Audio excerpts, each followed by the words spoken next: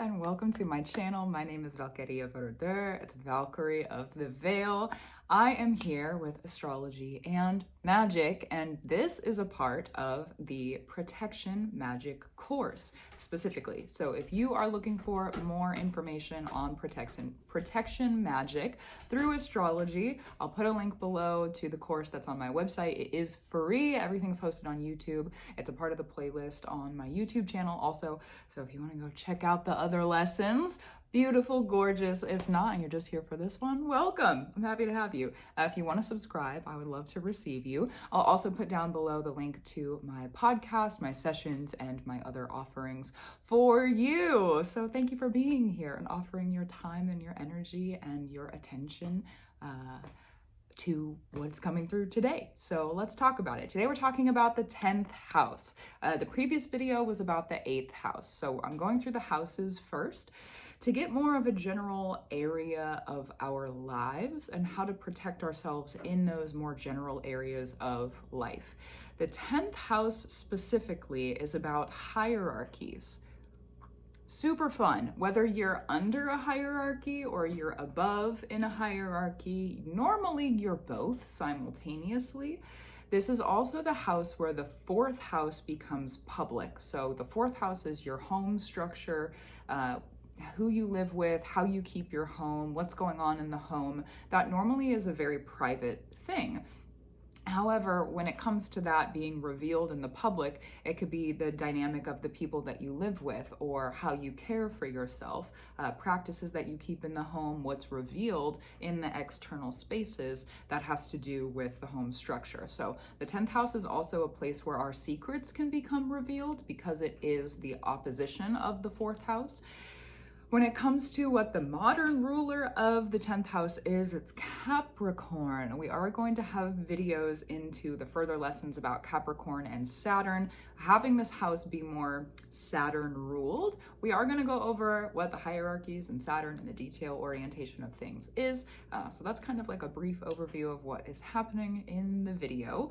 10th house protections. Now, the reason that I'm going through the areas of life for protection before we get into more specific signs and placements is because with the areas of life, it gives you a bigger, broader, general understanding of what to look for in that area of life. So as you're listening and reflecting upon things that may have happened in your life in the area of hierarchies, it's also promotion, leadership, if you are under someone else's leadership, mentorship also. This is also the space where there are laws and rules that are created, whether you are the one creating them or you are following laws and rules that have been created. So if you're reflecting on those areas of your life as I go through and I'm talking about different reasons that there needs to be protection here, how that relates to you, that's a beautiful way to start studying the practice, like in the awareness of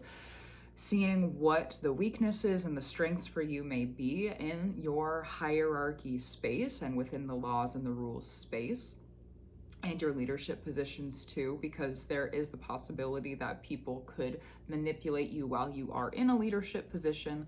If you're looking at your chart specifically, so let's talk about that before we get into more details on the 10th house. If you're looking at your chart specifically, the house ruler, so the zodiac sign that rules your 10th house, that is going to be the energy and the element and how that element moves. Paying attention to that energy will help you understand how you sit in hierarchies naturally. What does that look like for you? How do you move through them? How do you create your laws? How do you follow the rules? Do you follow the rules? For example, if your 10th house is ruled by Aquarius, you might not be a rule follower. You might actually be someone who likes to be a little bit more rebellious and break the rules a little bit more often. So if you're looking at that, the house ruler, the sign, the zodiac sign that rules your 10th house, that's going to be the energy that you naturally sit in your hierarchies. Now, any placements that you have in the 10th house, those are skills within your hierarchies and your leadership positions that you naturally have. So if you are sitting with those, you can sit in them in a way of like observation. And this is a great way to start to learn about those placements. So if you're observing, say that you have Mars in your 10th house, if you're sitting and observing, Mars has to do with battle, strategy, victory. So if you're observing how that battle, strategy, victory skill, how your skills of that are naturally moving through your leadership areas and your hierarchy areas, and what that looks like, and how that could be a weakness and or a strength, what your weaknesses and strengths are in that. That is the lens that I personally sit in when I'm teaching myself about astrological placements through situations, my personal chart when I'm working with other people. So if you're looking at it from that area of just observation, seeing how it relates to you on a personal level from that astrological placement in your chart, gorgeous, beautiful. Then once you really start to get into the study of it, you are able to begin to be very aware of how you are activating the house ruler while you're in hierarchies and the lawmaking and the leadership. How are you activating it? How are you actively participating in it? And also, how are you actively taking part in your skills within that leadership and hierarchy space? Then there can be also the reflection of study of what did those activations really do, or what were the consequences of them, good or bad. So there's that. So that's like the lens of teaching for self-discovery through this process. So the 10th house has to do with hierarchies. Now let's talk a little bit about hierarchies. Why would we even need protection in hierarchies? Because there is a power dynamic. If there's a hierarchy, that means that there's a power above and there is a power below. When there is a power above and a power below, it's not necessarily the power above that is always in charge. That is the like tricky thing. You know, tricky is a trickster word. It's kind of the tricky thing about having a hierarchy. If there's someone in the lower level of a hierarchy who doesn't want to actively sit in a leadership position, who does not want to actively be in the being seen as a leader or sitting in leadership, they don't want to actively be up here, they're probably, you could if you wanted to, and there are other people who do this, actively learn their skills to be an influence to the person who is in the leadership position while they are still here and not actively taking part in this position. Now, there's kind of two ways that this can go, in my opinion. One of them is that the person in the leadership position doesn't want their power to be taken away. They don't want to be manipulated. They don't want to have that power. So say that you are the person who's in this leadership position and you really you've worked hard to be in this leadership position. You really want to sit in this leadership position and have integrity in it and have the power for yourself in that space to be able to make the rules that you want and move about freely within this leadership position that you have earned, because that's part of Saturn. If you keep up with the pattern, then you have earned there being something different or moving out of a system into something new. And so if you've done that for yourself, then more than likely you probably don't want there to be manipulative influences from underneath. And so understanding within your placements in that 10th house area, what could lend to be a blind spot? How could you be blinded to other people coming through to use your powers, to influence your powers indiscreetly, indirectly, so that it naturally changes the way that you think, or it naturally changes the way that you're thinking about leadership, you're activating rules, laws for yourself and for the people who might be under you in that hierarchy. Another way to actively study this could be like a self-reflection. We do have active energies and we do have passive energies. So how are your active energies moving so that your passive energies follow, and how are your passive energies leading so that your active energies follow? That's another way to study it's a little less hierarchy when you look at it internally, even though there is We tend to naturally put more active energies, especially with Capricorn and Saturn, in the higher position of the hierarchy. But the passive energies, if you understand them and have studied them, that's things like shadow, things like darkness, things like indirectness. If you're able to sit and really study those things and understand them, they do have a very great impact on the active energies. It's a balance. It goes back and forth. Take a management position, for example. A manager has people under them. If the manager makes a rule and all of the people that are being managed under this leadership position are suddenly unhappy because there's this new rule, well, then there's the majority agreement and there might be an upset of that hierarchy. And so understanding too, when you're in that leadership position, that you don't have all the power in that space. You have the power to make the rules and be the leader and have the decisions. And at the same time, if you are not taking into consideration the consequences, because Capricorn and Saturn is a very long-term pattern, it also has to do with our generational systems. So what has taken generations to be created and more than likely will take generations to change. So it's long-term change, it's long-term patterns.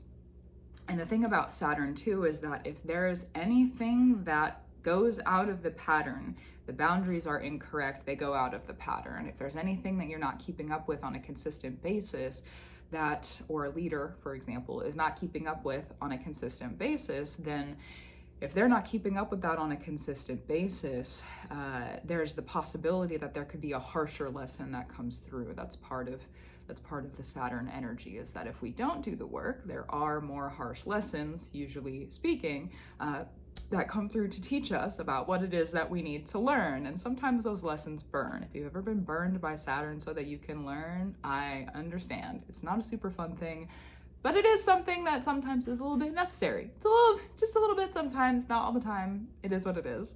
The other thing about Saturn, on the positive side, on the plus side, so those are kind of the weaknesses. Those are the things to look for more in the shadow, both within the hierarchy if you're in a leadership position and within the under spaces, passive places, the indirect places of hierarchy where there could be power exchanges happening.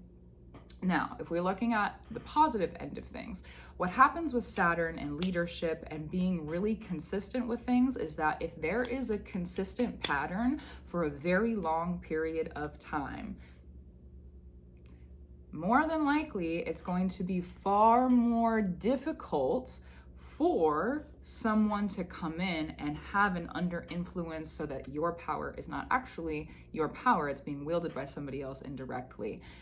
It's going to be way more difficult for people to get through your boundaries. So let's talk about that a little bit more in depth. So the way that I think about Saturn is that if you are starting at the center of something, you're starting at the center, then you have to create the layers of it. So you're starting at the center of it. You have to be really consistent. Really consistent, really consistent, really consistent. And when this has created enough energy, enough mass, enough gravity, then, because Saturn also has to do with our systems of gravity, it's the systems that we are unable to escape. That's why it has to do with the systems of generational change, systems like gravity, systems like time. It's the things that we are unable to leave, the things that we are unable to do without, even though we might not enjoy them all the time, even though we might not agree with them all the time. Hierarchy also is a very animalistic instinct. And so even though we might not agree with hierarchy all the time, it is something that still exists in our world. And so learning how to move through hierarchy is an important thing. If you're able to, so say that you are a leader, so you understand you've just entered this leadership position, you're learning about the boundaries. Learn about the boundaries that you need with other people in a leadership position. And also, if you are in the under or more passive space, learn what boundaries you need with leadership as well. It goes both ways. Learning about the boundaries, learning about what your patterns are. What are your patterns and what are the consequences of those patterns? If you show up to work every day early with coffee, beautiful, and then you realize 3 months in that you don't do that and then things change, that would be a consequence of a pattern. Keeping up the pattern, there's a consequence also. And then if you just randomly one day decide to break that pattern, what is the consequence of that? So noticing what the patterns are, what the consequences of the patterns are. That's going to be with Saturn, pattern is such a big teacher. It's a really, really, really big teacher. So if you're noticing the patterns of your leadership, whether again you are the leader or you are in a more passive position, understanding that is going to be super important. And then if you're looking again at the house ruler of this 10th house for you, that's going to be how you interact with the patterns of leadership. How do you interact with that energy and that element? How do you interact with that 10th house in the patterns? So if it's water-based, more than likely you're going to be more flowy between things. It's going to be more weaving oriented. If it's fire oriented, it's going to be more quick bursts. That's going to be more of the pattern oriented. If it's earth energy, it could be slower moving. Depends on the sign, of course. And then what's the other one? Air. If it's air, then things could be swift or maybe a little bit more unseen also. And so if you're looking at that house ruler, how do you keep up the pattern? What does that look like for you? And also, what are the consequences of the patterns that you're already existing in? Because again, kind of the more passive seat of that space. And then understanding too, once you're studying it for yourself, you're realizing the patterns, you're seeing what is about the leadership positions and the hierarchies that work for you, what doesn't work for you. And then see when you start to act, it's kind of like an experiment. When you activate things, what does that do for you? If you're changing the pattern, is there a good consequence, a consequence that you would agree with? Or is there a consequence that maybe you would not agree with? Is there a consequence that maybe you do not want? Thank you, Spirit. Is there a consequence maybe that doesn't fit you or doesn't suit you, or it's unexpected? You didn't think it was going to go that direction. You realize maybe that's not where you need to go. Also, let's talk about this too. If you are someone who wants to move up in the hierarchies, if say that you're looking for a promotion or you are looking to have more power be given to you or you're seen for more power, one of the things that is required is that for this house is that in the under more passive spaces, while you're sitting in the pattern and you're keeping up the pattern, then you're creating the order. Love order. I love order. The more videos of mine that you watch and the more content of mine that you consume, you're going to start to realize how much I love order. I love order. Order is protective. It is protective because when you are actively aware of the order, if anything, and you know it protects you, if anything gets messed up in that order, immediately you can start to trace back the origin of how it was messed up and why it was messed up, because then you can see too for yourself what has lended you to be unprotected in that space. Love order. That's why I love Saturn. There's a lot of people who don't really like Saturn spaces or Saturn places because keeping up order and being consistent with it takes a lot of work. It's a lot of energy. And at the same time, if you do it, it protects you. So Saturn, when you're in the 10th house, the Saturn energy of the 10th house, if you're able to keep up the pattern in more of like the passive or the under spaces in direct places, and you're keeping up the pattern, you're doing really well, everything for you is protected, you know the order you need to be in within your hierarchies, you know the boundaries that you need for yourself within hierarchies, more than likely, there's going to be a reward. That's the thing about Saturn, is that when you do the work, there are rewards for you. Thank you, Saturn. I love you. There are rewards. Saturn, if you don't do the work, has big lessons, but if you do the work, whether it be a leadership position that you would want to receive or another area of your life where you're asking for something to come through, more than likely, if you're keeping up the pattern in the 10th house, then Saturn, the undercurrent ruler of that, Saturn is going to say, congratulations, here you go, here's what you wanted. So if you're looking at this in the sense of like a job promotion, if they're promoting from the internal, or if you're having your resume, you're putting it out to other places, and I use the job market because it's something that most of us commonly can relate to, also being the systems that we can't escape, and that would be one of our systems on a collective level that we interact with. The money is something that, yeah. And so if you're on that level and you're doing what you need to do, you're keeping up with the pattern, you're being consistent, Saturn says, well, here you go. Here's the next thing. This is what you asked for. Here's your new leadership position. Here's your new promotion. Here's your new power that you're asking for.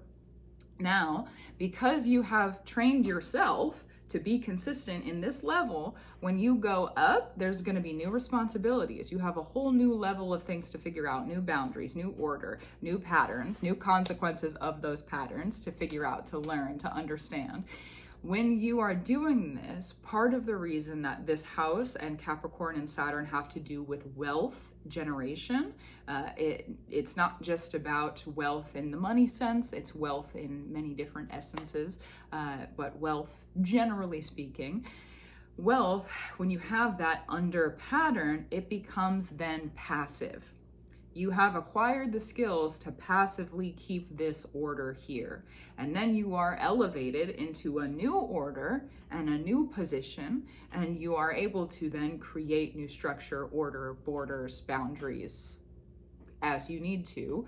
And then eventually it's a continual process. If you continue with the pattern of Saturn. Now, if you don't continue with the pattern of Saturn and you've gone up many levels, if you don't keep up the work of keeping the pattern of your 10th house, then things can collapse. And so that is the other kind of more downside to, it's the destructive side. I don't know that I would call it a downside. If you needed destruction of pattern and order to happen through the 10th house and through hierarchies, that's true, it would be destruction through hierarchies. All right, thank you, Spirit, that's true. That's true, that's true. Thank you, me, thank you, Spirit. Yes, I see. So the destruction of hierarchies, then you would want to be sure that you are not keeping up the pattern. If that's something that you wanted to activate purposefully, then don't keep up the pattern. Let it be in destruction mode. Let it come, more falling down, crashing down. More than likely it will happen if you're not keeping up the pattern. It'll depend on the energy that you put into the pattern, how quickly it does come down, how swiftly it does come down. But that would be an example of that. To keep in mind, though, with the 10th house, there are other people involved. So it's not just about your effort. If there's a bunch of people around you keeping up the systems and the order and the pattern, then suddenly you are the person who's not doing that, then more than likely it will be only your position that does swiftly come to a close. Or if you have multiple people who are doing this, on however big of a level that would relate to your image, then there are probably system changes that could happen.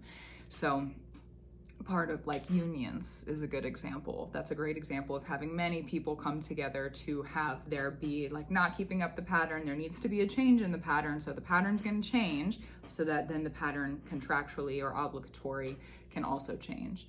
So keeping up, the reason that this has to do with protection is because if you are in a position of power and you're deciding not to keep up the pattern, that can be a destructive essence. And so looking at more of those shadows, the indiscreet, the indirect. The other part of this too, which I've kind of mentioned it a couple of times, but I do want to return to it. There are some people who work in the shadows who can be a little schemy, little schemers. So let's talk about dreamers are the ones, in my opinion, who put the work in, you do what you need to do, you keep up the pattern, Saturn rewards you. Beautiful. That's what dreamers do. Dreamers dream and they do the work to receive what they need to receive. If you're a dreamer, I love you. I'm a dreamer too. I love being a dreamer. If there's people around you who are schemy, the 10th house can show you in the patterns of things. If you understand the boundaries, very specifically, the boundaries that you need, the skills of the 10th house, if you have boundaries around those skills, how you share those skills with other people, because if you're looking at look at a leader, for example, yes, they have to understand, any leader that you look up to. Yes, they have to understand the people that they are leading. Otherwise, they wouldn't be a good leader. They have to understand the people that they're leading. They also have to understand how to have a separation from those people so that they are able to be the leader. Now, those are the types of boundaries that I talk about when I'm talking about this, because if there is a power that has been given to a person to be a leader, then there are some times that they're going to think differently, see things differently, create rules, laws, structure, order differently than maybe what the people who are not in that leadership position might think to do or agree with. If there is someone who is not visibly in this leadership position and understands that leader's blindness to their own skills or their own powers, then they can come through and influence that leader through conversation, through gifts, through there's a lot of different ways that that can happen. It depends on the placements and it depends on the energy of that house. So if you're looking at the house ruler, that's more than likely the energy that they would come through to influence you in. And if you are looking at your placements in that house, those are the skills that they would indirectly, more than likely, come through to influence. So say that you do have, I mentioned this earlier, I'm pretty sure, a Mars in the 10th house, which is about victory, battle strategy. So a person with Mars in the 10th house is actually really great at being victorious as a leader, very good at claiming victories as a leader, very good with strategy as a leader, very good with battle-oriented, being able to remain victorious, keep themselves and the people that they're leading victorious.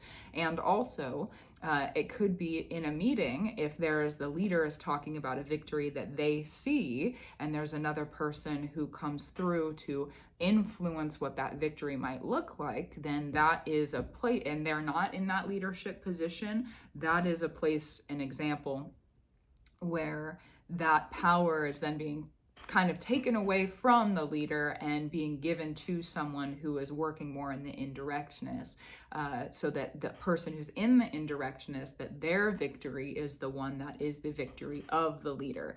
It can work both ways. It doesn't necessarily always mean that the person is being a schemer. You might be working on the same team as them, and that's a gorgeous, beautiful thing. And there are some times where there are going to be people who are definitely there to use your power for their own gain. So understanding the difference between the two also goes back to pattern and your boundaries. And now one of the practices of learning what this looks like is through your experience. If you have experienced people who you've broken your pattern of leadership and in hierarchies for, what was the consequences of that? What happened? Were you able to receive what you really wanted? Were you able to still really walk in your power? And if not, why? What were the tools that happened, or what were the tools that were used against you to create a situation out of the usual normal order that you would walk in and step through in your power within the pattern of your leadership? What were the tools, very specifically studying the tools that other people have used to pull you out of that power is very important. So how did they set you up in that position? What were the maybe words, or was it the way that they looked, or did they smell really good, or did they take a long time to become your friend? Or there's a lot of different ways that is applicable or could be applicable. It's very up to your personal experience and very up to the placements and the sign, the house ruler of that for you. So noticing from the experience, like relating that part of your chart through experience of any other leadership positions. It could have been when you were a kid, it could have been when you were in high school, it could have been in your adult life, however that's applicable to you, and start to study those different experiences for yourself, and then see if there's anything in your life right now that you're going through within those hierarchies where you can start to see your power in a passive way, in an active way, and your power also in the higher and in the lower. And see for yourself if you do have any open weaknesses, if you're blinding yourself to anything there, and if there's anything that you're able to activate for yourself, any patterns you're able to create for yourself, any consistency that you can keep up for yourself that would make your life easier. Beautiful, gorgeous, love that. Easier to stand in your power and not give it to other people who might be moving in a way that would intentionally break your patterns, who are not looking to have the same, they're not standing in their power. That's the difference really, is they're not standing in their power, they want your power. And that would be the discernment. If there's someone around you who's being schemy and they would like to have your power rather than having their power, or they want their power and your power, then the breaking of those patterns can show that to you. However, if there's someone who's really truly standing in their power, noticing their details and their patterns and the consequences thereof, that's going to show you how they're doing that, and if they are actually standing in their power and what that looks like. Again, everyone is a very different person and the circumstances could be very different. So again, that's a very applicable on a personal level.